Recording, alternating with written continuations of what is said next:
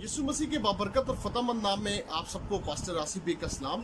मैं खुदा की शुक्रगुजारी करता हूँ आज के दिन के लिए, इस घड़ी के लिए, इस मौका के लिए। खुदा बाप ने जो हमारी ज़िंदगी में बख्शा वो भला है, उसकी शफकत अवधि, उसकी वफादारी पुश्त पुश्त हमारे साथ रहती है। हम आज खुदा के पाक कलाम में से एक बहुत बड़े टॉपिक पर बात करेंगे। बड़ा अहम टॉपिक है जो कुर्बानी के हवाले से है। क्या मसीह लोग कुर्बानी का गोश्त खा सकते हैं या नहीं?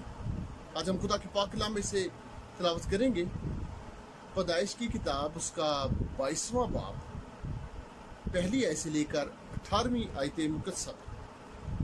इन बातों के बाद यूं हुआ कि खुदा ने अब्राहम को आजमाया और उससे कहा कि अब्राहम, उसने कहा मैं हाजिर हूँ। तब उसने कहा कि तू अपने बेटे इसहाक को, जो तेरा इकलौता है, जिसे तू प्यार करता है, साथ लेकर मोरिया के मुल्क में जा और वहाँ उसे पहाड़ों में से एक पहाड़ जो मैं तुझे बताऊंगा सौदी कुर्बानी के तौर पर चढ़ा। तब अब्राहम ने सुबह सवेरे उठकर अपने गधे पर चार जमा कसा और अपने दो जवानों और अपने बेटे इसहाक को लिया और सोख्ती कुर्बानी के लिए लकड़ियां चीरी और उठकर उस जगह को गया को जो खुदा ने उसे बताई थी रवाना हुआ। तीसरे दिन अब्राहम ने निगाह की और उस जगह को दूर से देखा। तब अब्राहम ने अपने जवानों से कहा, तुम यहीं गधे के पास ठहरो, मैं और ये लड़का दोनों ज़रा वहाँ तक जाते हैं और सजदा करके फिर तुम्हारे पास लौट आएंगे। और अब्राहम ने सुखनी कुर्बानी की लकड़ियाँ लेकर अपने बेटे इसहाक पर रखी और आग और छुरी अपने हाथ में ली और दोनों इकट्ठे रवाना हुए।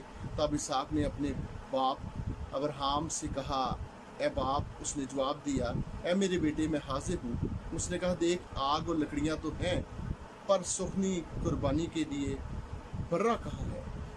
अब्राहम ने कहा, ए मेरे बेटे, खुदा आप ही अपने वास्ते सुखनी कुर्बानी के लिए बर्रा मुहैया करेगा। सो वो दोनों आगे चलते गए और उस जगह पहुँचे जो खुदा ने बताई थी। वहाँ अब्राहम ने कुर्बान गाह बनाई और उस पर लकड़ियाँ चुनी और अपने बेटे इसहाक को बांधा और उसे कुर्बान गाह पर लकड़ियों के ऊपर रखा।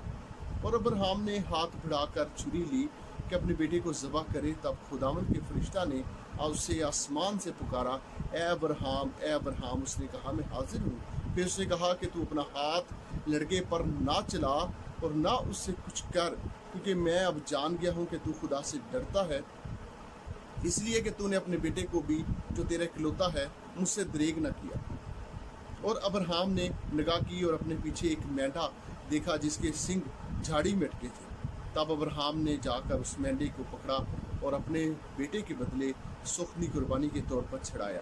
और अब्राहम ने उस मकाम का नाम यहोवा यरी रखा। चुनाचे आज तक ये कहावत है कि खुदावंद के पहाड़ पर मुहैया किया जाएगा। और खुदावंद के फरिश्ते ने आसमान से दोबारा अब्राहम को पुकारा और कहा कि खुदावंद फरमाता है, चूँकि तूने ये काम किया है कि अपने बेटे को भी, जो तेरा इकलौता है, दरीग ना रखा, इसलिए मैं भी अपनी ज़ात की कसम खाई है, मैंने भी अपनी ज़ात की कसम खाई है कि मैं तुझे बरकत पर बरकत दूंगा और तेरी नस्ल को बढ़ाते बढ़ाते आसमान के तारों और समुंदर के किनारे की रेत की मानंद कर दूंगा और तेरी नस्ल अपने दुश्मनों के फाटक की मानंद होगी और तेरी नस्ल के वसीला से ज़मीन की सब कौमें बरकत पाएंगी, क्योंकि तूने मेरी बात मानी। खुदा के पाक कलाम पढ़े सुने जाने पर खुदावंद की बरकत हो। मेरे अज़ीज़ों, हम खुदा की शुक्रगुजारी करते हैं आज के दिन के लिए, इस घड़ी के लिए, इस मौका के लिए कि खुदा ने हमारी ज़िंदगी में आज का दिन बख्शा। और खुदा का पाक कलाम हमें वाज़िया बता रहा है कि हम देख रहे हैं यहाँ पर कि ये जो कुर्बानी है ये इसहाक की है। और हमारे जो दोस्त मुसलमान ईद कुर्बान गुजारते हैं, उसे वैसे ईद उल अज़हा भी कहा जाता है, बकरा ईद भी कहते हैं, कुर्बानी की ईद भी कहते हैं। तो वो भी सुखनी कुर्बानियाँ चढ़ाते हैं, लेकिन वो इस्माइल की कुर्बानी चढ़ाते हैं। वो कहते हैं कि ये जो कुर्बानी है ये इस्माइल की है, अब्राहम इस्माइल को लेकर गया और कुर्बान करने लगा। लेकिन हमारी बाइबल, अकॉर्डिंग टू बाइबल मुकद्दस, हमें ये बताती है कि ये कुर्बानी जो है इसहाक की है, क्योंकि इसहाक जो था वो वादे का फर्जंद था। इसहाक जो था वो सारा का बेटा था और इसहाक ही से सब कौमों ने बरकत पाई, वसीले थे। उसके वसीला से बहुत सारे लोग जो हैं खुदा के बेटे बेटियां कहलाए।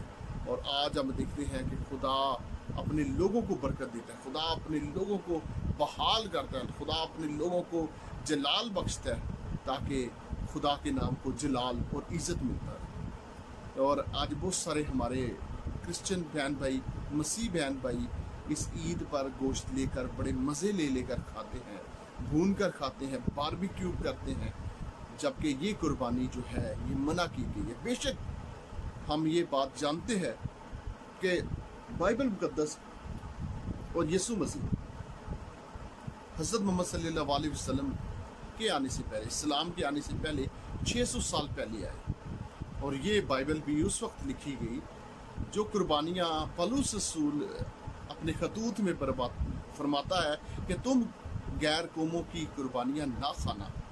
تو اس وقت وہ غیر قومیں بہت ساری تھیں، اور پولس رسول ان سے مسیحیوں کو آگاہ کر رہا ہے، کیونکہ مسیح ان کی قربانیوں میں شریک ہوتے تھے، ان کی قربانیاں کھاتے تھے، ان کی قربان گاؤں پہ جاتے تھے، اور ان کے ساتھ مل کر وہ قربانیاں خدا کے حضور گزرانتے تھے۔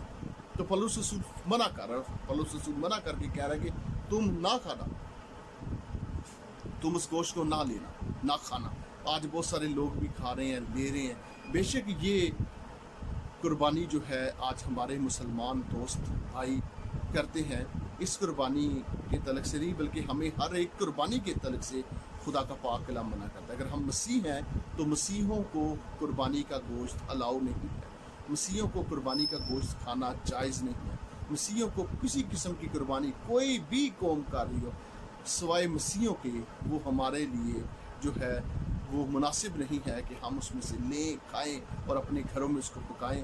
میں آپ سے یہی کہتا ہوں، خدا را آپ پورا سال گوشت کھاتے ہیں، آپ اگر ایک دن اگر یہ گوشت نہیں کھائیں گے تو کچھ بھی نہیں ہوگا، لیکن اگر آپ اس کو لے جائیں گے، لے کر پکائیں گے تو آپ بہت سارے راست بازوں کے لیے ایک اچھا نمونہ نہیں بلکہ برا نمونہ بنیں گے، ایک بیڈ امپریشن پڑے گا ان کے اوپر، اور وہ آپ کو دیکھ کر کہیں گے یہ کہ بہت سارے ایماندار مسیح بھی اس چیز کو فالو کرتے ہیں اور کھاتے ہیں، لیتے ہیں، اور پھر ہمیں سننے کو ملتا ہے کہ جی فلانے خادم نے کہا ہے، فلانے فادر جی نے کہا ہے، بابو جی نے کہا ہے۔ تو یہ جتنے بھی لوگ، جتنے بھی مناد ہیں جو خدا کی خدمت کرتے ہیں، خادمین ہیں، تو خدا را ایسی بدعتیں مت پھیلائیں، یہ بدعتیں ہیں، ہمیں خدا کا پاک کلام منع کرتا ہے، کیونکہ یہ قربانی اکارڈنگ ٹو بائبل مقدس ہمارے لیے مناسب نہیں، کیونکہ ہم اسحاق کی قربانی کو مانتے ہیں اور وہ اسماعیل کی قربانی کو۔ یہ قربانیاں دونوں ڈیفرنٹ ہیں، بے شک ان کے مذہب کے مطابق وہ اسماعیل کی ہے، لیکن ہمارے مذہب کے مطابق اکارڈنگ ٹو بائبل مقدس یہ اسحاق کی قربانی ہے، اور ہمیں اس قربانی میں شریک نہیں ہونا۔ آج جتنے لوگ اس کو سن رہے ہیں، آج دیکھ رہے ہیں، وہ دوسرے لوگوں کو شیئر کریں تاکہ زیادہ سے زیادہ خدا کا کلام لوگوں تک جائے اور لوگ قربانی کے گوشت کو کھانا چھوڑیں اور نہ کھائیں اور اس قربانی کے گوشت میں شریک نہ ہوں۔ آپ دال کھا لیں، آپ سبزی کھا لیں، آپ چکن بنا لیں، آپ چٹنی کے ساتھ روٹی کھا لیں، لیکن آپ اس گوشت کو مت لیں، مت کھائیں۔ بے شک آپ کا ان کے ساتھ جتنا مرضی پیار ہے، لیکن ہمارے مذہب اسے الاؤ نہیں کرتا۔ ہم ان سے پیار کرتے ہیں، ہم ان کے ملک میں رہتے ہیں، یہ ملک اسلامی جمہوریہ پاکستان ہے۔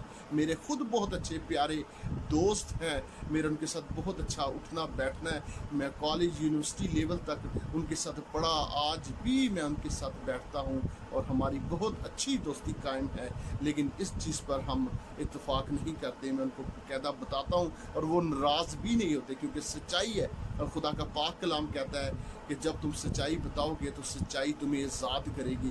ہمیں آج آزاد کرنے والا خدا کا پاک کلام ہے، ہمیں آج آزاد کرنے والا یسوع مسیح ہے، ہمیں آج قربانیوں سے بچانے والا یسوع مسیح ہے۔ اس نے تو اپنی جان کی قربانی دے دی تاکہ میں اور آپ بچ جائیں۔ میں اکثر کہتا ہوں کہ آج اگر مسیحی لوگوں کے اوپر یہ قربانی رائج ہوتی تو آج ان کے لیے قربانیاں کرنا مشکل ہو جاتا، کیونکہ غریب لوگ ہیں، مشکل دور ہے، غربت ہے، اور گھر میں آٹا، چینی، دالیں پوری نہیں ہوتی، اور قربانی چڑھانا منع کر دیا گیا۔ خدا کی شکر گزاری کرتے ہیں، ورنہ مشکلاتوں کا سامنا ہوتا۔ اس وقت بہت زیادہ مشکلات ہیں، مہنگائی عروج پر ہے، آپ سب جانتے ہیں۔